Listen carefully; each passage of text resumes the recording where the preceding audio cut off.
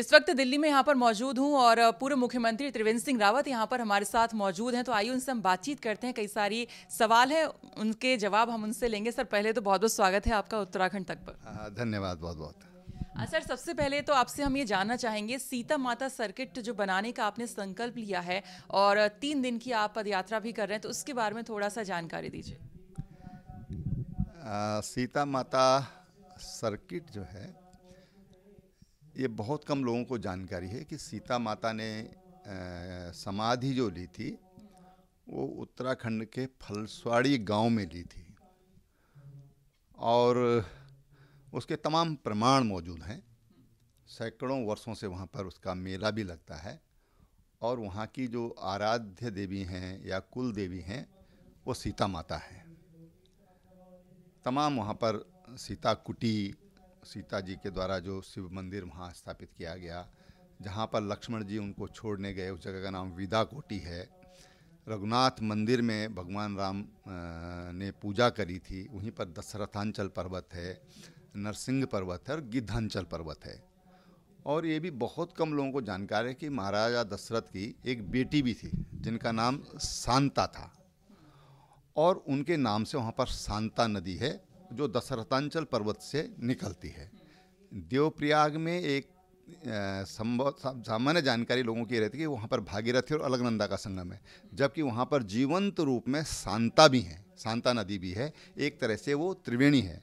और जहाँ पर शांता देवप्रयाग में भागीरथी नदी में मिलती हैं तो सामने श्रृंगी ऋषि का आश्रम है और श्रृंगी ऋषि जो थे वो शांता के पति थे। तो ये तमाम तरह के वहाँ पर रामचरण पादुका है। मैं एक हार्ड रॉक पर बिल्कुल पद चिन्ह साफ स्पष्ट दिखाई देते हैं, उसको रामचरण पादुका भी कहते हैं।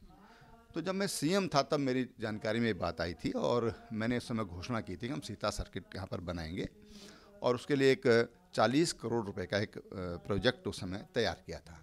लेकिन कोविड के कारण, महामारी के कारण तमाम काम जैसे प्रभावित हुए ऐसे वो काम भी प्रभावित हुआ। तो एक मेरा मन हुआ कि हमको जिस पथ से माता सीता गई थी उस पथ पर एक बार हमको भी चलना चाहिए, देखना चाहिए। और उसी की जो पद यात्रा है वो मैंने 22 तारीख देवप्रयाग संगम से और रघुनाथ मंदिर जी से, रघुनाथ मंदिर से आशीर्वाद लेकर के प्रारंभ की। लगभग 16 किलोमीटर की ये पद यात्रा रही है। और वहाँ पर जो गांव है मुछियाली गांव, जो कभी सीता कुटी जहाँ है, सीता सैंड बोलते हैं, सैंड माना पहाड़ों में मैदानी जो थोड़ा इलाका होता है उसको सैंड बोला जाता है। तो वहाँ पर वो गांव बसा था, लेकिन कालांतर में अलकनंदा की बाढ़ में वो गांव बह गया और वहाँ पर बताते हैं कि सांप, बिच्छू और बहुत बहुतायत में वहाँ पर पैदा होने लगे। तो गांव फिर मुछियाली गांव ऊपर जो नया गांव बसाया गया और वहाँ पर सीता जी का 600 साल से पुराना मंदिर आज भी मौजूद है। आज हमने वहाँ पर सुबह सीता जी का आशीर्वाद लेकर दूसरे चरण की यात्रा प्रारंभ की। आशा ये है कि एक नया धार्मिक गंतव्य वहाँ पर स्थापित हो, तो उसे एक आध्यात्मिक दृष्टि से भी और आर्थिक दृष्टि से भी उस क्षेत्र के विकास के लिए वो महत्वपूर्ण होगा। दूसरा यहाँ पर एक और बात पूछना चाहूँगी, ग्लोबल जो इन्वेस्टर समिट दिसंबर में होने जा रहा है, तो इससे लेकर आपके क्या सुझाव, मैं कह लेती हूँ, मतलब क्या सुझाव हैं या क्या कमियाँ हैं ओवरऑल, क्योंकि आप भी पूर्व सीएम रहे हैं, तो किस तरह से आप इसे देख रहे हैं? देखिए, सबसे पहली चीज़ इन्वेस्टर्स के लिए चाहिए कि उनको फ्रेंडली एटमॉस्फेयर लगना चाहिए कि भाई सरकार हमारे साथ दोस्ताना व्यवहार कर रही है। दूसरी बात, एमओयू होने के बाद फॉलोअप चाहिए, अधिकारी उसका ठीक तरीके से फॉलोअप करें तो फिर ग्राउंड होने में सुविधा रहती है। कई बार हमको कई चीज़ें रिलैक्स करनी पड़ती हैं ताकि जो इन्वेस्टर है उसको ऑफिसों में चक्कर न काटने पड़ें। और उत्तराखंड एक बहुत अच्छा गंतव्य, लोग आना चाहते हैं, इन्वेस्टर आना चाहता है, चाहे इंडस्ट्रियल फील्ड हो, फार्मा, तो उत्तराखंड की जो फार्मा इंडस्ट्री वो नंबर 1 है। लगभग 20% दवाइयाँ देश की उत्तराखंड में बनती हैं और देहरादून में बनती हैं, अधिक संख्या दवाइयाँ वहाँ पर बनती हैं। और इसी तरह से वहाँ पर आध्यात्मिक जो पर्यटन है, जो वेलनेस से संबंधित जो पर्यटन है, उसके लिए पर्याप्त संभावना है। साथ में पिछले 2-3 सालों में उत्तराखंड में पर्यटकों का प्रभाव, उसमें धार्मिक पर्यटन और जो लोग एडवेंचर के लिए आते हैं, सैर सपाटे के लिए आते हैं, न्यू वेडिंग डेस्टिनेशन के रूप में उत्तराखंड उभर रहा है। तो इन सब क्षेत्रों में अगर हम प्रयास करेंगे, सोलर एनर्जी के क्षेत्र में वहाँ पर पर्याप्त संभावनाएं हैं, और पर्यटन तो मैं समझता हूँ कि इस समय नंबर 1 है। बिल्कुल, आपने धार्मिक और पर्यटन इन दोनों की बात की, क्योंकि पर्यटक भी बहुत आते हैं। हम धार्मिक अगर क्षेत्रों की बात करें तो 4 धाम में एक है बद्रीनाथ धाम। जब आप सीएम थे और जब बद्रीनाथ में सुनने में आ रहा था, जब वहाँ पे खुदाई का काम बड़े पैमाने पर हो रहा था, तो आपने उस पर रोक लगाने की बात कही थी, यानी आप कहीं ना कहीं उसके समर्थन में नहीं थे। तो जब इस तरह के काम होते हैं, चाहे वो केदार में हो रहे हैं, बद्री में हो रहे हैं, मास्टर प्लान बन रहे हैं, इससे आपको लगता है जो धार्मिक जो क्षेत्र होता है उसकी वो चीज़ मतलब मूल जो बना रहता है उसका क्या? नहीं, देखिए, मैं उसका विरोध नहीं मैंने कहा। उसमें क्या था कि जो डिज़ाइन किया गया था, जहाँ पर आज मंदिर स्थापित है, उसके पीछे भी 70-75 मीटर जाने की बात थी। तो मैंने जियोलॉजिस्ट से उसके बारे में बात करी, विशेषज्ञों से बातचीत करी कि जो ये डिज़ाइन बना है क्या ये अनुकूल है।